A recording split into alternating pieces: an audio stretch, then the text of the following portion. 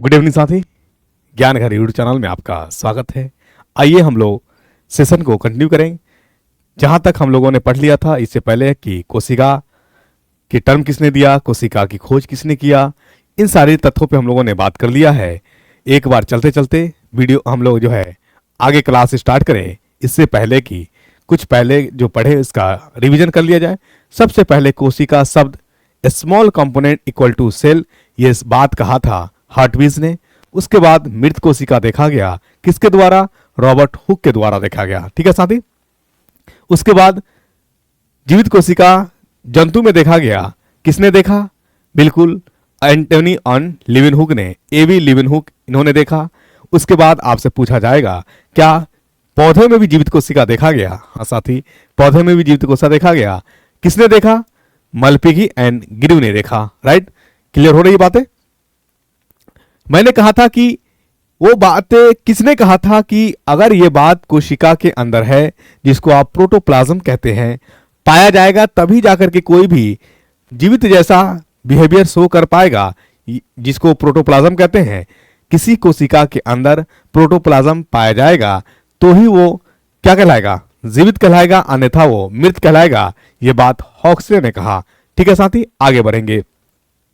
क्या कोशिका के बारे में किताब भी लिखा गया कि कोशिका कैसा होता है, कोशिका को किसने देखा, कोशिका कि आखिर एक्चुअली में स्ट्रक्चर कैसा होता है। यस, आप बिल्कुल सही जा रहे हैं। रॉबर्ट हुक ने एक किताब लिखी, उस किताब का नाम था माइक्रोग्राफिया। ठीक है, आइए कोशिका के बारे में क्या कोई थ्योरी भी बना। हाँ बिल्कुल थ्योरी बना, जिसको कोशिका सिद्धांत कहा गया, सेल थ्योरी कहा गया। कितने साइंटिस्ट ने दिया, दो वैज्ञानिक ने दिए। कौन कौन, एक का नाम था एम स्केलेटन और दूसरे का नाम था टी स्वान। एम स्केलेटन किससे संबंधित, एम स्केलेटन पौधे से संबंधित थे। इन्होंने पौधे के बारे में अध्ययन किया और पौधे में विशेष प्रकार की एक गुण होती है, ठीक है, जिसको सेल वॉल कहते हैं। ये एम स्केलेटन ने स्टडी नहीं किया, ये स्टडी किसने किया, टी स्वान ने किया। एम स्केलेटन ने क्या स्टडी किया, कहा कि पौधे में जो कोशिकाएं हैं यही कोशिका मिलकर के उत्तक का निर्माण करता है, टिश्यू का निर्माण करता है। यह बात स्केलेटन साहब ने कहा। स्वान में आ जाते हैं। टी स्वान ने जंतु से संबंधित अध्ययन किया और सेल थ्योरी की अगर कभी डेट पूछ देता है तो याद रखिएगा 1838 1839। ठीक है ना, यहां तो कोई दिक्कत। सेल सिद्धांत में 1839 में आता है जंतु से संबंधित एम स्वान। ठीक है, जंतु से संबंधित होता है। इन्होंने कहा कि पौधों में एक विशेष प्रकार की गुण होती है जिसको सेल वॉल कहा जाता है। ठीक है, चलिए यहां तो क्लियर हो गया जो हम लोगों ने पढ़ा। उसके बाद हमने पढ़ा कि कोशिका को न्यूक्लियस के आधार पे दो भाग में बांटा गया। एक को कहा गया प्रोकैरियोटिक और एक को कहा गया यूकैरियोटिक। तो प्रोकैरियोटिक में हम लोगों ने बहुत अच्छे से पढ़ा कि क्या पाया जाएगा क्या नहीं पाया जाएगा। तो एक बार ओवरव्यू होते चलना है कि प्रोकैरियोटिक जो भी होगा उसमें न्यूक्लियस नहीं पाया जाएगा। अब आती है बात साथी न्यूक्लियस की। तो आपसे पूछा जाएगा कि न्यूक्लियस की खोज किसने किया, तो न्यूक्लियस की खोज रॉबर्ट ब्राउन ने किया। ठीक है, क्या प्रोकैरियोटिक में न्यूक्लियस पाया जाएगा, बिल्कुल नहीं। यूकैरियोटिक में, इसीलिए तो नाम में पड़ा है यूकैरियोटिक और प्रोकैरियोटिक, न्यूक्लियस के पाए जाने और न्यूक्लियस के नहीं पाए जाने के आधार पे। तो प्रोकैरियोटिक में नहीं न्यूक्लियस होगा, तो जब न्यूक्लियस नहीं होगा तो न्यूक्लियस को घेरने वाला कोई होगा क्या, नहीं होगा। न्यूक्लियर मेम्ब्रेन भी नहीं होंगे। यूकैरियोटिक में होगा बिल्कुल। एक बात याद रखना साथी कि प्रोकैरियोटिक में कितने राइबोसोम्स होते हैं, 70s राइबोसोम्स होते हैं। कैसे करके, 50 + 30 होता 80 है, लेकिन आपको 10 कम करके बोलना है। ठीक है, यहां तक कोई दिक्कत। प्रोकैरियोटिक में जो होता था फ्लैजेला पाया जाता था, जो बना होता था फ्लैजेलिन प्रोटीन का। वही यूकैरियोटिक में बात करें तो यूकैरियोटिक में फ्लैजेला बने होते थे ट्यूबुलिन प्रोटीन्स के। प्रोकैरियोटिक में बात करें तो फ्लैजेला जो होता था उसके 3 पार्ट्स होते थे। कौन कौन बताइए, एक होता था सतही शरीर, एक होता था हुप और एक होता था फिलामेंट जो सबसे लंबा होता था। ठीक है, जब प्रोकैरियोटिक में साइटोप्लाज्म अंदर की ओर घूमता था तो एक सब्सटेंस का निर्माण करता था, एक चीज बनाता था, उसको कहते थे मीजोजोम। क्या था मीजोजोम, वही मीजोजोम जो माइटोकॉन्ड्रिया के न होने के बावजूद वो माइटोकॉन्ड्रिया जैसा रोल अदा करता था। मतलब एरोबिक रेस्पिरेशन, मतलब हवा की उपस्थिति में, वायु की उपस्थिति में सब्सटेंस को, भोजन को तोड़ने का काम करता था, जिससे एनर्जी मिलता था। राइट, यहां तक क्लियर हो रहा। क्योंकि सेंट्रोजोम जो है, सॉरी मीजोजोम सिर्फ और सिर्फ प्रोकैरियोटिक में ही पाया गया, यूकैरियोटिक में नहीं पाया गया। वही साथी, जब इसमें जेनेटिक मटेरियल होता है, डीएनए होता है, आरएनए होता है, प्रोटीन्स होता है, ये सारे के सारे साइटोप्लाज्म, चूंकि इसमें सेल ऑर्गेनेल्स तो होते नहीं है, मेम्ब्रेन लेस होता है, तो साइटोप्लाज्म के ही पास टकराया रहता है। तो जहां पे डीएनए, आरएनए और प्रोटीन्स पाया जाता है उसको न्यूक्लियाइड कहा जाता है। क्या कहा जाता है? न्यूक्लियाइड कहा जाता है। कभी कभी पूछ जाता है कि क्या पॉलीराइबोसोम्स यूकैरियोटिक में पाया जाता है? बिल्कुल नहीं पाया जाता है। पॉलीराइबोसोम्स क्या होता है? राइबो मतलब राइबोसोम और पॉली मतलब एक से ज्यादा राइबोसोम पाए जाने वाले को हम लोग पॉलीराइबोसोम्स कहते हैं, जो सिर्फ और सिर्फ प्रोकैरियोटिक में पाया जाता था। कहां पाया जाता था? एमआरएनए की लेयर पे कई राइबोसोम अटैच होते थे जिसको हम लोग पॉलीराइबोसोम्स कहते थे। तो यहां तक क्लियर हुआ। इसी में एक था प्लाज्मिड्स, जो प्लाज्मिड्स प्रोकैरियोटिक में ही सिर्फ पाया जाएगा। ये एक्स्ट्रा न्यूक्लियर पार्ट था, एक्स्ट्रा क्रोमोसोमल पार्ट था। वहीं आते हैं साथी, आगे कहा गया क्या कि कोशिका को आकार के आधार पे डिवाइड के बांटा गया, यानी किसी में आकार कुछ था, किसी में आकार कुछ प्रकार के थे, किसी में आकार कुछ प्रकार के थे। जैसे हम लोग और आप, किन्हीं का नाक खड़ा है, किन्हीं का नाक चपटा है, किन्हीं का कान ईयरलोब जुड़ा है, किन्हीं का डिटैच है, किन्हीं का अटैच है। बस इसी प्रकार की वेरिएशंस होते हैं, विभिन्नताएं पाई जाती है। तो कोशिका, ये सब सारे के सारे का कमाल कोशिका का ही है। आप सांवले हैं और आपके दोस्त गोरे हैं, ये सब कोशिका का कमाल है। ठीक है, चलिए तो आइए साथी, कुछ ना कुछ थोड़ा सा हंसते रहना चाहिए, मुस्कुराते रहना चाहिए। ठीक, कोशिका सिद्धांत में ही एक अपवाद आया था, उसका नाम क्या था? बोलिए। क्वेश्चंस सारे के सारे बताए हुए हैं, थोड़ा सा रिकॉल करो इस बीच में। चलो पूछ रहे तो बता ही देते हैं। उसमें वायरस का अपवाद था। किसका अपवाद था? वायरस का अपवाद था। और उसी में कहा था कि पुराने कोशिका से ही नए कोशिका आएगा। जो बात बताया था किसने? रडल वर्चू ने कहा था। बिल्कुल, ये एक सिस्टमेटिक में हम लोग चल रहे थे, लेकिन एक क्वेश्चन पूछ दिए विद्यार्थी, तो इनको बताना भी जरूरी है। ठीक है साथी, चलिए आ जाते हैं। तो आकार के आधार पे किसी में देखा गया कुछ अलग आकार, किसी में कुछ अलग आकार। जैसे आरबीसी की बात किया गया, तो आरबीसी का जो शेप था वो डिस्क लाइक शेप था। कैसा शेप था? डिस्क लाइक शेप था। वहीं डब्ल्यूबीसी की कहा गया, तो डब्ल्यूबीसी में जो शेप था एक अमोबाइड शेप था, मतलब इरेगुलर शेप था, अमीबा की तरह था। ठीक है, अमीबा की तरह था। वहीं अगर बात किया जाए ब्रेन में, तो ब्रेन में जो था न्यूरल सेल लॉन्ग था और शाखा नुमा था, ब्रांचेस था। ठीक है, जो स्ट्रक्चर बना करके भी हम लोगों ने दिखाया था। आज हम लोग बात करने वाले हैं किसका? यूकैरियोटिक में प्लांट्स भी आते हैं और एनिमल्स में आते हैं। तो हम लोग बात करेंगे यूकैरियोटिक सेल के साथ ही। ठीक है, यहां तक हम लोगों ने पढ़ लिया। लो, व्हाट इज दिस?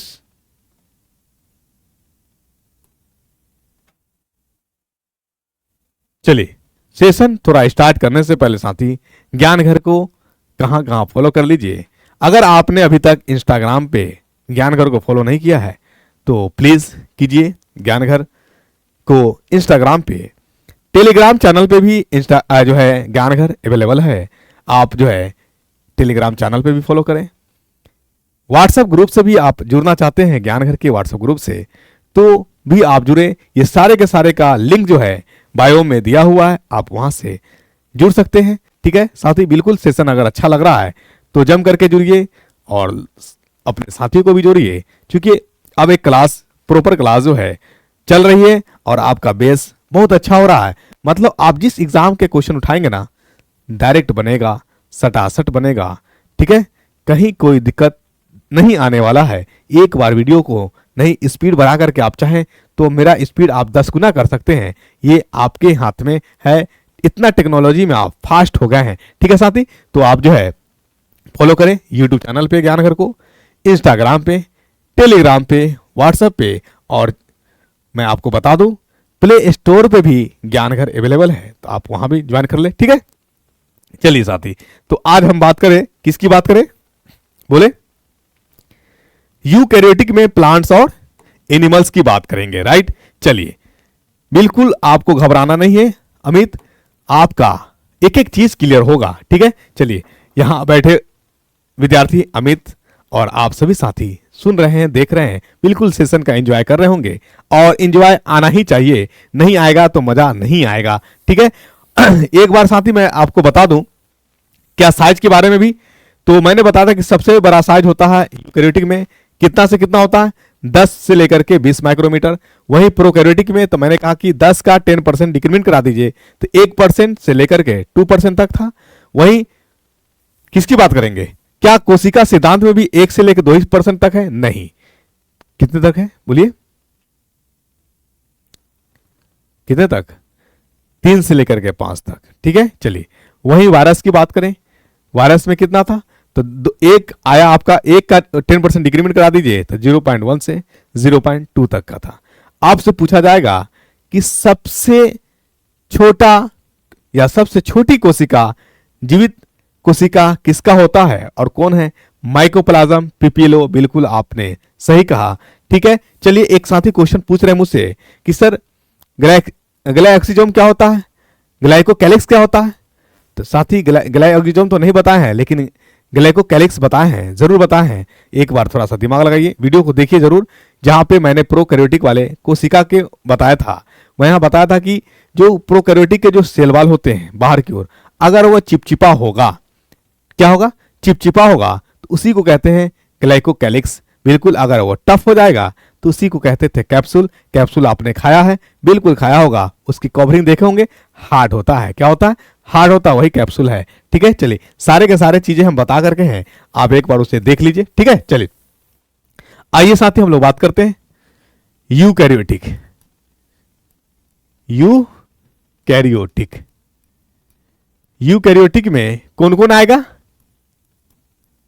यूकैरियोटिक में आपका आएगा, बोलिए, प्लांट्स और एनिमल। तो हम लोग बात करने वाले हैं आज प्लांट सेल, पौधे, पौधा कोशिका और एनिमल सेल, जंतु कोशिका। एनिमल सेल, जंतु कोशिका। ठीक है, एनिमल सेल, जंतु कोशिका, राइट।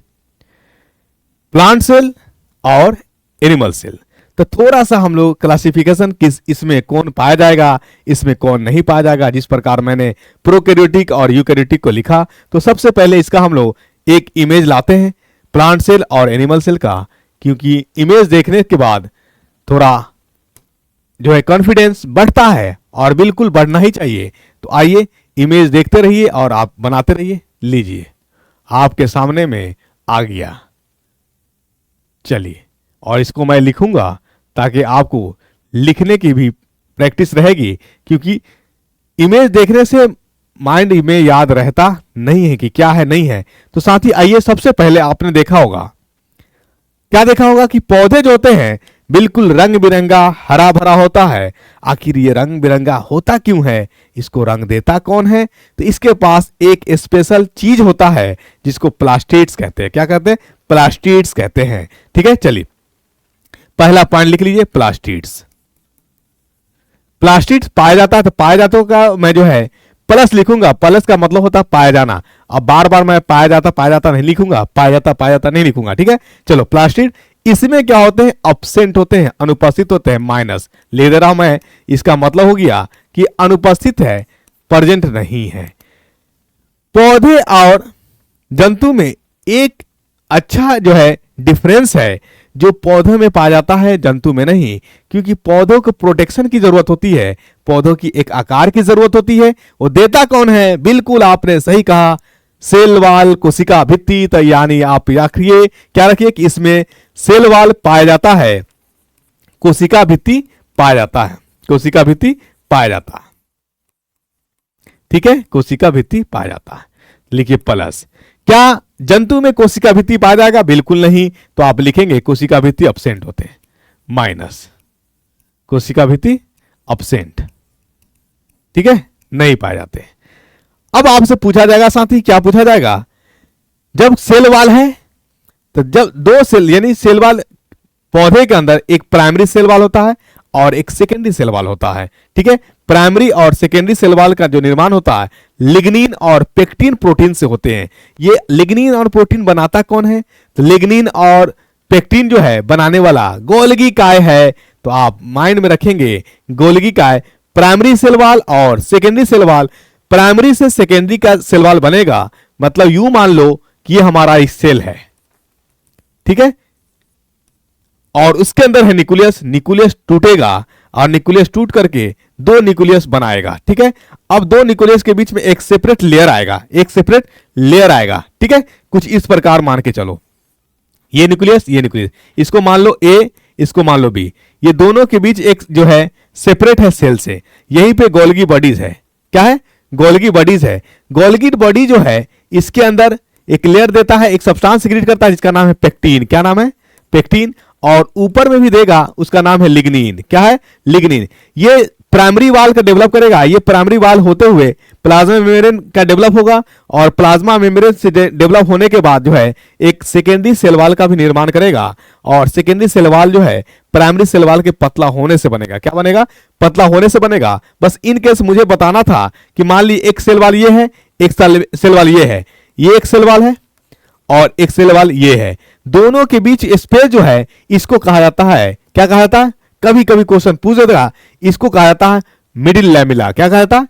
Middle lamella. तो सेल वाल होगा तो दो सेल वाल के बीच जो खाली स्थान है, बिल्कुल आपने सही कहा, दो कोशिका के भित्ति के बीच जो खाली स्थान है, जो खाली जगह है, जो रिक्त स्थान है, उसी को कहा जाएगा मिडिल लैमिला। तो आप लिखेंगे प्लांट्स में मिडिल लैमिला पाया जाएगा। प्लांट्स में क्या पाया जाएगा? मिडिल लैमिला, ये याद रखिए। मध्य लैमिला, लैमिला पाया जाएगा। ये कहां पाया जाता है? दो सेल वाल के बीच, दो CW के बीच, CW के बीच। ठीक है, चलिए। कभी कभी पूछ देगा कि क्या कि इसमें प्लाज्मोडेस्माटा होता है क्या? बिल्कुल। दो सेल वाल के बीच वाले को जगह को क्या बोलते हैं हम लोग? Middle lamella. दो कोशिका के बीच वाले जगह को हम लोग बोलते हैं प्लाज्मोडेस्माटा। यस, लिखिए प्लाज्मोडेस्माटा। ये आपका जो है प्लाज्मोडेस्माटा, ये किसमें पाया जाएगा? बोलिए, डेस्माटा। प्लांट सेल में। क्या इसमें पाया जाता है? बिल्कुल नहीं पाया। तो मैं लिख देता हूं माइनस। माइनस का मतलब जंतु में है अनुपस्थित। कौन? जो है मिडिल लैमिला और प्लाज्मोडेस्माटा। मिडिल लैमिला दो सेल वाल के बीच में, और वहां जो सेल है दो सेल के बीच में जो चीज पाई जाती है उसको कहा जाता है प्लाज्मोडेस्माटा, जो पौधे में पाया जाएगा, जंतु में नहीं पाया जाएगा। ठीक साथी, आगे हम लोग बढ़ते हैं। क्या बढ़ेंगे? क्या पौधे के पास कभी कभी क्वेश्चन पूछ देता है कि आखिर पौधे में क्या, कौन सा ऐसा चीज है जिसके पाए जाने के कारण उसका केंद्रक एक स्थान पे स्थिर नहीं रहता है, कब वो इधर भागता है, कब वो उधर भागता है। तो बिल्कुल आप सही जा रहे हैं, सही समझ रहे हैं। प्लांट सेल के पास एक केंद्रक होता है, सॉरी वैक्यूल्स होता है। वैक्यूल्स खाली स्थान, ज्यादा बड़े पैमाने पे वैक्यूल्स पाया जाता है। और वैक्यूल्स के पाए जाने के कारण वैक्यूल्स को कहते हैं, हिंदी में बात करेंगे तो रसधानी। क्या कहेंगे? रसधानी, रिक्त स्थान कहेंगे। ये वैकेंट है। क्या है? वैकेंट, खाली जगह है, रिक्त स्थान है। और पौधे में वैक्यूल्स ज्यादा मात्रा में पाया जाता है, जिसके कारण उसमें न्यूक्लियस विचलित होता रहता है, कब वो इधर भागता है, कब वो उधर भागता है, एक स्थान पे स्थिर नहीं रहता है। तो आप लिखेंगे कि इसमें वैक्यूल्स पाया जाता है। क्या पाया जाता है? वैक्यूल्स पाया जाता है। सैप वैक्यूल्स लिखेंगे, सैप वैक्यूल्स उपस्थित है, प्लस है। क्या जंतु में होता है? जंतु में जो यूनिसेलुलर है, एक कोशिका का बना हुआ, जैसे अमीबा, पैरामीशियम, लेशमानिया, ठीक है, इन सारे में वैक्यूल्स पाए जाएंगे। तो वहां जो वैक्यूल्स पाया जाएगा उसको हम लोग सैप वैक्यूल्स नहीं कहेंगे, कहेंगे गैस वैक्यूल्स कहेंगे। क्या कहेंगे? गैस वैक्यूल्स कहेंगे। ये बात याद रखिएगा, ठीक है। या गैस वैक्यूल को थोड़ा मॉडिफाइड कर दीजिए। अमीबा में फूड जहां स्टोर होता था उसका नाम था फूड वैक्यूल, तो आप कह सकते हैं कि सैप वैक्यूल नहीं, फूड वैक्यूल पाया जाता है रेयर केस में। मल्टीसेलुलर में नक्को, किसमें? एक कोशिकीय जंतु में, ठीक है, फूड वैक्यूल्स पाए जाते हैं। किसमें? एक कोशिकीय जीव में, ठीक है ना। सुन लेने के बाद आपको एक भी डाउट रहने वाला नहीं है, ठीक है। चलिए आइए आगे बात करते हैं। अगर आपसे पूछा जाए कि प्लांट्स में एनर्जी को एब्जॉर्ब करने के लिए, ऊर्जा को एब्जॉर्ब करने के लिए क्या माइक्रोविल्ली होता है? जिस प्रकार जंतु में खाना पचने के बाद उसमें विल्ली होता है और वो होता माइक्रोविल्ली। फिंगर लाइक प्रोजेक्शन, अंगुलिकार होता है, जो स्मॉल इंटेस्टाइन में पाया जाता है।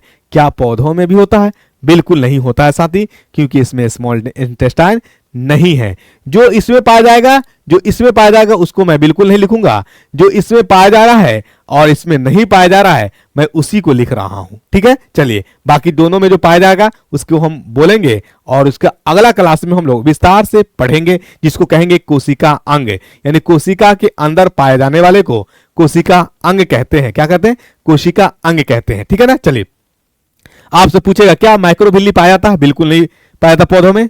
माइक्रोविल्ली जो ऊर्जा को अवशोषण करने का काम करेगा, एब्जॉर्ब करने का, इसमें नहीं पाया जाएगा और इसमें पाया जाएगा जंतु में पाया जाएगा, पौधों में नहीं पाया जाएगा।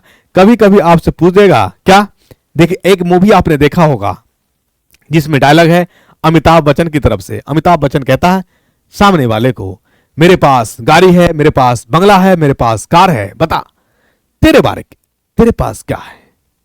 सामने वाला बोलता है मेरे पास तो बंगला नहीं, मेरे पास कार नहीं, मेरे पास गाड़ी नहीं, लेकिन हां मेरे पास मां है।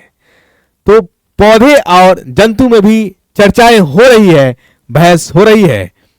पौधा बोलता है जंतु से, मेरे पास सेल वॉल है, मेरे पास प्लास्टिड्स है, मेरे पास वैक्यूल्स है, मेरे पास मिडिल लैमेला है, मेरे पास प्लाज्मोडेस्माटा है, बता तेरे पास क्या है? एनिमल सेल कहता है यार मेरे पास सेंट्रोजोम है, क्या तेरे पास है? सेंट्रोजोम नहीं है। ठीक है, तो इसमें क्या है? लिखिए सेंट्रोजोम लिखिए। पौधों में जो है एब्सेंट होता है, एनिमल में सेंट्रोजोम होता है, सेंट्रोजोम। अब माइंड में आया होगा कि सेंट्रोजोम होता क्या है? इसमें एब्सेंट होता माइनस। सेंट्रोजोम दो न्यूक्लियस के बीच जो जगह होती है, या दो सेंट्रियोल्स से मिलकर के, दो न्यूक्लियस नहीं कहेंगे, सेंट्रियोल्स कहेंगे, न्यूक्लियस बुला गया इसके लिए हम क्षमा चाहेंगे। दो सेंट्रियोल्स के बीच या दो सेंट्रियोल्स से मिलकर के जो चीज बनता है उसी को हम लोग कहते हैं सेंट्रोजोम, और सेंट्रोजोम सिर्फ और सिर्फ एनिमल सेल में पाया जाएगा। ठीक है साथी, अब दोनों में जो पाया जाता है उसका नाम क्या है? तो लिखिए राइबोसोम। राइबोसोम जो है दोनों में पाया जाता है। अब हम लोग नेक्स्ट पेज पे आते हैं, अब डायग्राम लेकर के आते हैं ताकि क्लियर हो जाए सारी चीजें। एक एक चीज क्लियर करना है मुझे। हर एग्जाम का जो क्वेश्चंस बायोलॉजी का पूछ रहा है, बन रहा है, सारे के क्वेश्चन को हमको डील करना है। आइए एक बड़ा सा फिगर ले लेते हैं। एक तरफ है आपका प्लांट सेल और एक तरफ है एनिमल सेल। ठीक है, चलिए एक तरफ प्लांट सेल और एक तरफ एनिमल सेल है। मजा आ रहा होगा फिगर देख करके। ये है पौधा वाला सेल, पौधा वाला कितना सुंदर है, कितना सुंदर है, मजा आ गया। चलो ठीक है, देखो राइबोसोम्स प्लांट्स में भी पाया जाएगा और एनिमल्स में भी पाया जाएगा राइबोसोम्स। लाइजोसोम्स की बात करेंगे तो लाइजोसोम्स जो होता है एनिमल्स में खास करके पाया जाता है, प्लांट्स में नक्के को बराबर रेयर मात, क्या रेयर। ठीक है ना, ये याद रखेंगे। लाइजोसोम्स पाए जाते हैं रेयर केस में। ठीक है ना, रेयर केस में। न्यूक्लियस प्लांट सेल में भी और एनिमल सेल में भी, पौधा वाला में भी और जंतु वाला में भी। ठीक है, न्यूक्लियस के अंदर एक गोलाकार, एक गेंदाकार जो शेप होता है उसी को न्यूक्लियस कहते हैं, न्यूक्लियोलस कहते हैं। न्यूक्लियस के अंदर पाया जाता है स्फेरिकल शेप होता है, जिसका काम होता है प्रोटीन्स का बनाने का। क्या काम होता है? अगर आपसे पूछ दे कि न्यूक्लियोलस क्या करता है, तो न्यूक्लियोलस प्रोटीन बनाता है। फालतू का कोई कुछ नहीं कर रहा है, सब अपने काम में व्यस्त है, सब अपने काम में व्यस्त है साथी। ठीक है, चलो बताओ बच्चों एक बात, अगर आप को पढ़ाई से मन न लगे और पढ़ाई से बोरियत ऐसा फील होने लगे और आप अपने आप को जब हार मानने लगेंगे कि मुझसे नहीं होगा, तो एक बात लिखना, जरूर लिखना। क्या लिखना? मैदान हारने से पहले एक बात लिखना और उसे पढ़ना जरूर। लिखना यह बात कि आज तक कोई भी व्यक्ति जो सफल हुआ है, क्या उन्होंने हार के सामना किए बगैर सफलता को पाया है? उसे लिख करके पढ़ना जरूर। ठीक है बच्चों, क्या लिखना है? अभी तक जो भी व्यक्ति सफल हुआ है, चाहे वो जिस क्षेत्र की बात करे, किसी भी क्षेत्र में जो सफल हुआ है, क्या उन्होंने हार को सामना किए बगैर सफलता को पाया है? तो जवाब आएगा नहीं। सफलता एक राज है, सफलता जिसको भी मिला है हार का सामना करना पड़ा है। ठीक है ना। चलिए, तो ये सब माइंड में थोड़ा रखना है जरूरी, ये बात जरूर है।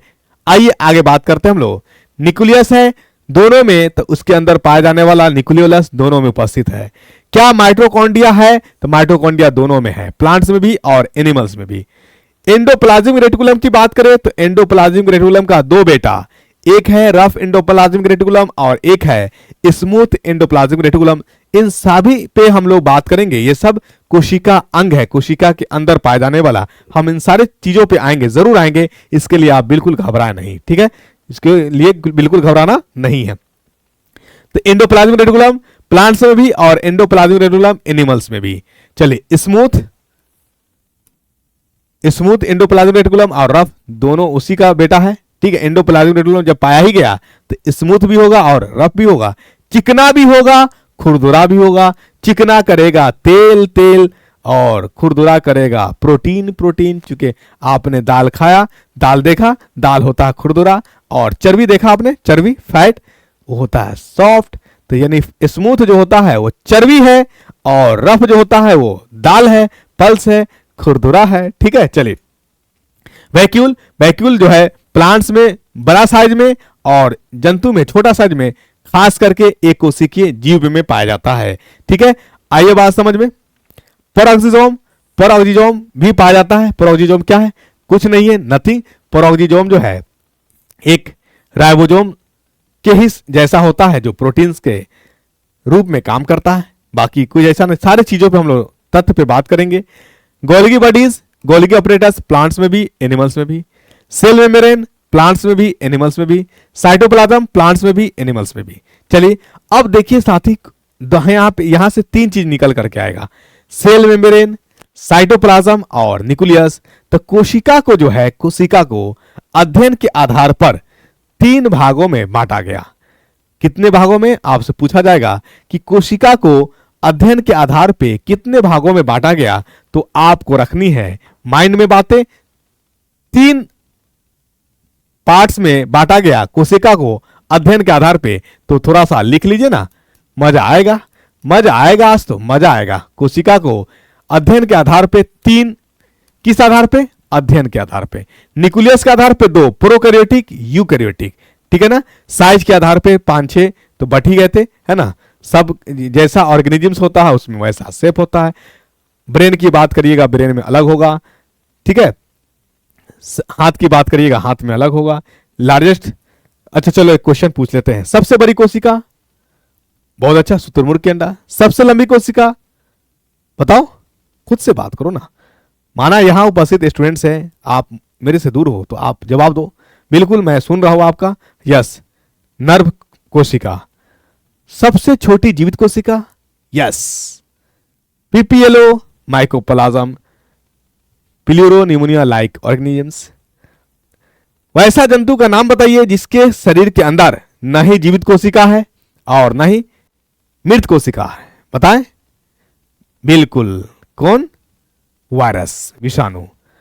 अच्छा चलो ये बताओ कि ये बात किसने कहा था कि पुराने कोशिका से ही नए कोशिका का निर्माण होगा? Yes the correct, Rudolf Virchow. कब कहा था? 1855 में। सबसे पहले किसने केंद्रक शब्द का प्रयोग किया? Robert brown. यस, चलो मजा आ गया ना। चलिए आइए, कोशिका को अध्ययन के आधार पे, तो लिखिए अध्ययन। अध्ययन के आधार पे तीन, सबसे पहले लिखिएगा सेल मेम्ब्रेन, कोशिका झिल्ली। सेल मेम्ब्रेन, कोशिका झिल्ली। ठीक है, चलिए उसके बाद है कोशिका दर्भ, साइटोप्लाज्म।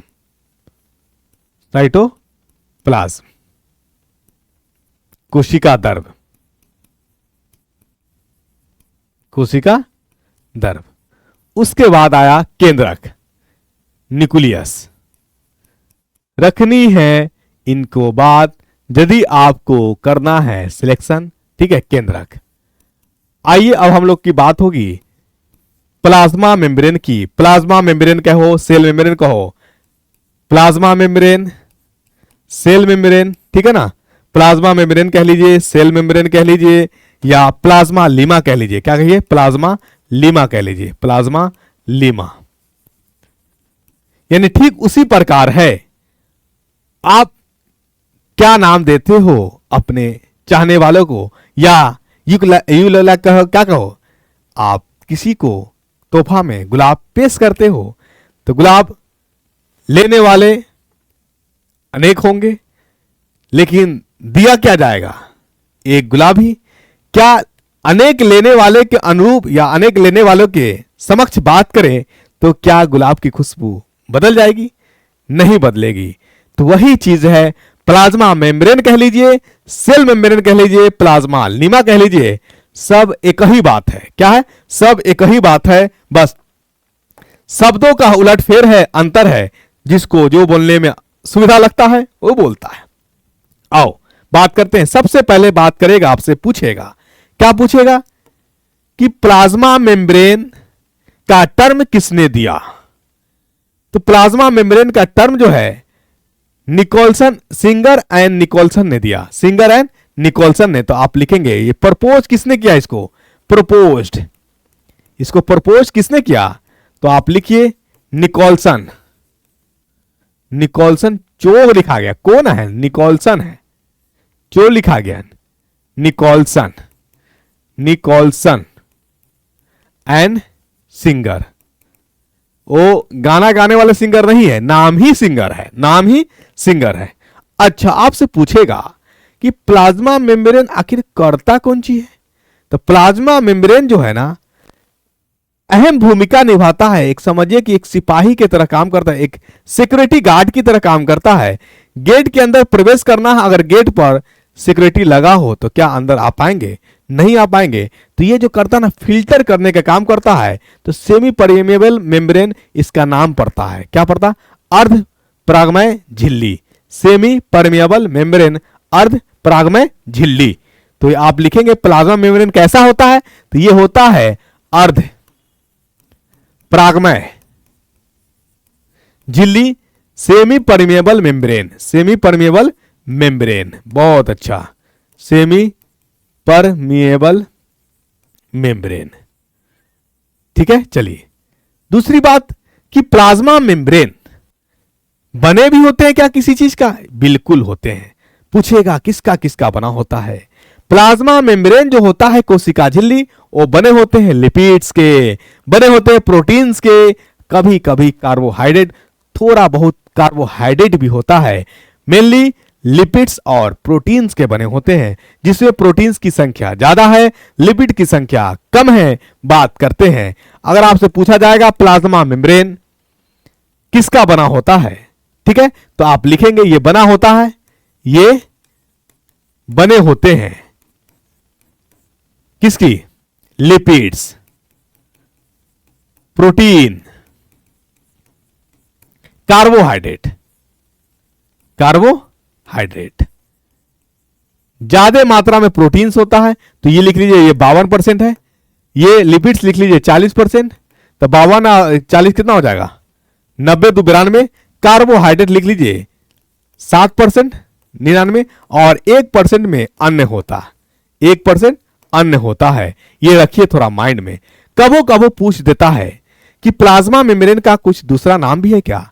तो हाँ, इसको सिलेक्टिव परमेबल मेम्ब्रेन भी कहता है। क्या कहता है? Selective permeable membrane. तो मैं यही लिख दूं selective permeable membrane, SPM, selective permeable membrane, selective permeable membrane कहा जाता है। ठीक है साथी, अब पूछेगा आपसे, क्या पूछेगा? प्लाज्मा मेम्ब्रेन जो है, प्लाज्मा मेम्ब्रेन करता कौन सी है? प्लाज्मा मेम्ब्रेन करता कौन सी है? प्लाज्मा झिल्ली करता कौन सी है? तो ये करता क्या है? ये करता यांत्रिक सपोर्ट, मैकेनिकल सपोर्ट में मदद करती है। तो लिखेंगे ये मदद करता है मैकेनिकल सपोर्ट में। जितना लाइन मैं बता रहा हूं सारे के सारे आपस में क्वेश्चंस है, जिस एग्जाम में देखोगे कुछ ना कुछ पूछा ही हुआ है। ठीक है, मैकेनिकल सपोर्ट में मदद करती है। आपसे पूछा जाएगा कि जो इसमें लिपिड्स, प्रोटीन्स और कार्बोहाइड्रेट है, क्या लिपिड्स के भाग भी होते हैं क्या? पार्ट्स भी होता है क्या? हाँ साथी होता है। आपने देखा लिपिड्स दो तरह के होता है, एक होता है फॉस्फेट और एक होता है क्या? कोलेस्ट्रॉल। क्या होता है? कोलेस्ट्रॉल। कोलेस्ट्रॉल। और एक होता है फॉस्फोलिपिड्स। क्या होता है? फॉस्फोलिपिड्स। आपने नाम सुना होगा, फॉस्फोलिपिड्स। फॉस्फोलिपिड्स। कभी कभी साथी क्या करता है, इस फॉस्फोलिपिड से क्वेश्चन पूछ देता है कि फॉस्फोलिपिड्स में कितने भाग होते हैं? दो भाग होता है और स्ट्रक्चर कुछ इस प्रकार होता है। इसको कहते हैं हेड। क्या कहते हैं? हेड। ये सर है और ये नीचे वाला जो है इसको कहते हैं टेल, पूंछ है। पूंछ, पूंछ लिखा गया, पुंध लिखा गया, ये पूंछ है। पूंछ है, पूंछ नहीं, पूंछ है, टेल है। एक बार पूछेगा कि फॉस्फोलिपिड्स का कौन ऐसा भाग है जिसको पानी से डर है, पानी से डर लगता है, तो आप बताएंगे कि टेल वाला जो भाग है इसको पानी से लगता है डर, इसीलिए इसको कहा जाता है हाइड्रोफोबिया। क्या कहा जाता है? पूछेगा कि प्लाज्मा मेम्ब्रेन में फॉस्फोलिपिड्स का कौन भाग है जिसको लगता है पानी से डर, तो आप कहिएगा क्या? टेल वाला भाग, इसको कहते हैं फॉस्फो, क्या कहते हैं? हाइड्रोफोबिक। हाइड्रोफोबिक। अरे यार, हाइड्रोफोबिक। हाइड्रोफोबिक। फोबिक मतलब डर, पानी से डर। हाइड्रो मतलब पानी और फोबिक मतलब डर। जिसको पानी से लगेगा डर उसी को कहेंगे हाइड्रोफोबिक।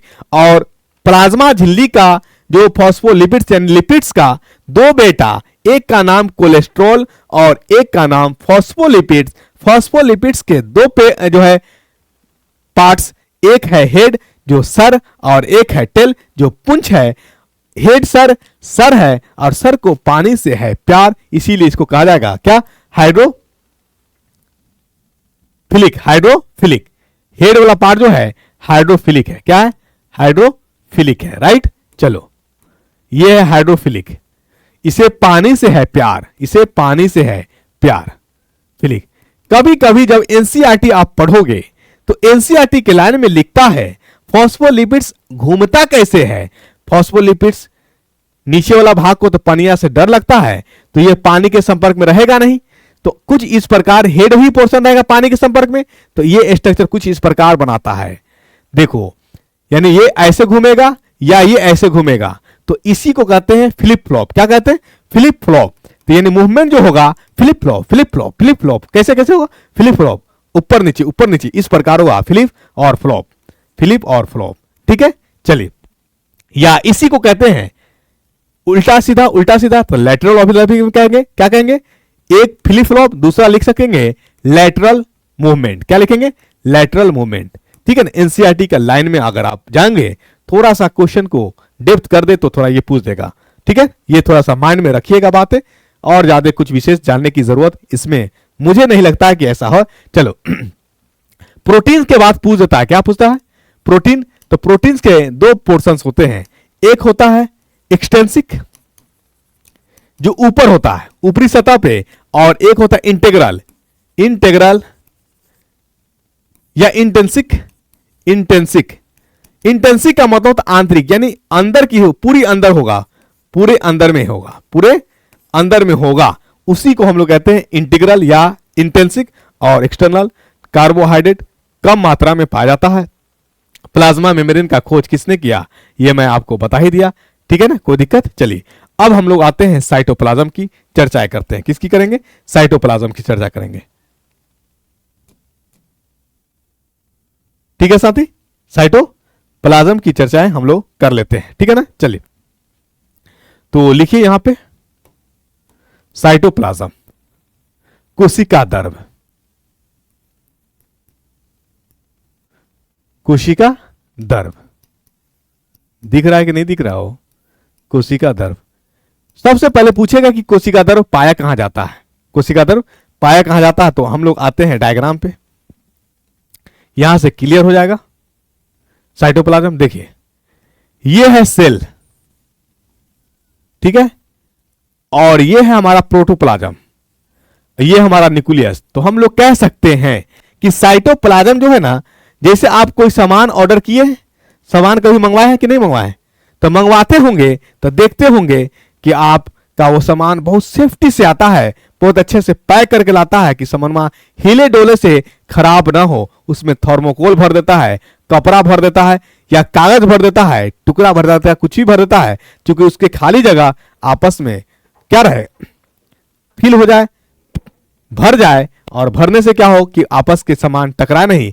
तो ठीक साइटोप्लाज्म वही काम करता है जो कोशिका के अंदर जो विभिन्न प्रकार के जो कोशिका अंग है उस सारे के बीच में एक सेपरेट गैप प्रोवाइड करता है, गैप देता है, ताकि उसको आपस में टकरा ना हो जाए और कहीं टकरा करके बिखर ना जाए, और जिसको काम करना था कुछ और, कोई और ना काम करने लग जाए। इसीलिए साइटोप्लाज्म सारे कोशिका अंग के बीच में भरे होते हैं, ठीक है ना, सारे कोशिका अंग के बीच में भरे होते हैं। तो आप लिखिए साइटोप्लाज्म जो होता है ये पाया जाता है प्रोटोप्लाज्म, प्रोटोप्लाज्म और केंद्रक के बीच, ठीक है ना, ये इंपॉर्टेंट पॉइंट है, रखिए माइंड में। प्रोटोप्लाज्म और केंद्रक के बीच पाया जाता है। प्रोटोप्लाज्म के पाए जाने के कारण ही जीव प्राणी या कोई कोशिका लिविंग है कि डेड है, प्रोटोप्लाज्म ही निर्धारित करेगा, डिसाइड करेगा। अगर पाया गया प्रोटोप्लाज्म तो कोशिका जिंदा, नहीं पाया गया तो कोशिका मुर्दा, ठीक है। चलिए अब पूछेगा साइटोप्लाज्म होता कैसा है। साइटोप्लाज्म जो होता है चिपचिपा होता है, जेली लाइक सब्सटेंस होता है। तो आप लिखेंगे ये चिपचिपा होता है, जेली लाइक सब्सटेंस होता है, जेली लाइक। कहेगा साइटोप्लाज्म बना किसका होता है? तो बना होता है कार्बोहाइड्रेट प्रोटीन्स के, कार्बोहाइड्रेट ठीक है, प्रोटीन, लिपिड। कार्बोहाइड्रेट का टर्म किसने दिया? तो प्लेड। क्यों दिया? प्लेड लिखेंगे, सॉरी कार्बोहाइड्रेट कह रहे हैं, साइटोप्लाज्म, साइटोप्लाज्म का टर्म किसने दिया? टर्म प्लेड ने दिया, नाम है तगड़ा, प्लेड। ये करता क्या है? कोशिका, साइटोप्लाज्म जो है कोशिका द्रव, कोशिका अंग के बीच में क्या करता है? कई कोशिका अंग है, आपस में टकरा नहीं जाए, उसके बीच में दूरियां बनाने का काम करता है। तो आप लिखेंगे दूरियां प्रोवाइड करता है। क्या करता है? दूरियां प्रोवाइड करता है। तो आप लिख लीजिएगा दूरियां बनाने का काम करता है, दूरियां बनाने का काम करता है, बनाने का काम करता है। किसमें? कोशिका के अंदर, कोशिका के अंदर, कोशिका अंग के बीच, कोशिका के अंदर, बोलिए कोशिका के बीच, सॉरी कोशिका अंग के बीच, कोशिका अंग के बीच। तो साथी यहां तक कहानी था, मतलब कोशिका को अध्ययन के आधार पर 3 भाग में बांटा गया। एक को बोला गया सेल मेम्ब्रेन, कोशिका झिल्ली, एक को बोला गया साइटोप्लाज्म, और एक को बोला गया केंद्रक, न्यूक्लियस। न्यूक्लियस की खोज किसने किया? बोलिए, बिल्कुल आप सही कर रहे हैं, रॉबर्ट ब्राउन। तो हम लोग जो है अब इसके आगे जो क्लासेस होगी कोशिका के अंदर, क्योंकि अब केंद्रक भी कोशिका के अंदर पाया जा रहा है, माइटोकॉन्ड्रिया भी कोशिका के अंदर पाया जाएगा, गोल्गी बॉडीज भी कोशिका के अंदर पाया जाएगा, माइटोकॉन्ड्रिया भी कोशिका के अंदर पाया जाएगा, लाइजोसोम भी कोशिका के अंदर पाया जाएगा, वैक्यूल्स भी कोशिका के अंदर पाया जाएगा। तो अब क्लास जो होगी, नेक्स्ट क्लास कोशिका अंग पे होगी। तो साथी यहां अच्छे से रिवीजन कर लीजिए इसको, आगे हम लोग क्लास करेंगे कोशिका में पाए जाने वाले, जिसको हम लोग कोशिका अंग कहेंगे। तो उम्मीद कि यहां तक आपको समझ में आया होगा। थोड़ी अगर कुछ दिक्कत आई होगी तो प्लीज आप कनेक्ट जो है व्हाट्सएप से, इंस्टाग्राम से, टेलीग्राम से, जिस तरह से चाहे आप, जिस माध्यम से चाहे जुड़ना, नंबर भी दिए हुए हैं, नंबर पे कॉल करेंगे, ठीक है। जैसे आपको सुविधा लगे आप जुड़े। तो दीजिए मुझे इजाजत, नेक्स्ट क्लास में मिलते हैं। जय हिंद साथी।